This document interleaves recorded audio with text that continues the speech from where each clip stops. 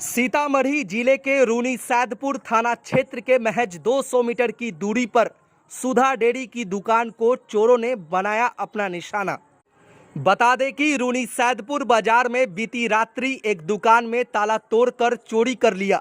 इस बात का पुलिस प्रशासन को भनक तक भी नहीं लगी, वह भी रूनीसैदपुर थाने से महज 200 मीटर की दूरी पर चोर ने चोरी की घटना को अंजाम दिया। प्रशासन को दुकानदार के द्वारा जब सूचित किया गया, तब सुबह में रूनीसैदपुर थाना के थाना अध्यक्ष अपने दल बल के साथ घटनास्थल पर पहुंचकर जानकारी लिया। चोरी की पूरी वारदात सीसीटीवी कैमरे में कैद हो गई। सीसीटीवी कैमरे को पुलिस द्वारा खंगालकर आगे की कार्रवाई में जुट गई है।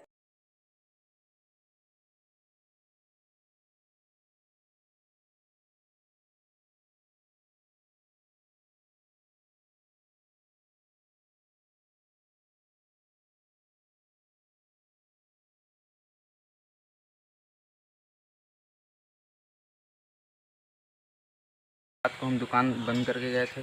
फिर उसके बाद दूध लेने जब 3 बजे आए तो देखे शटर खुला हुआ है।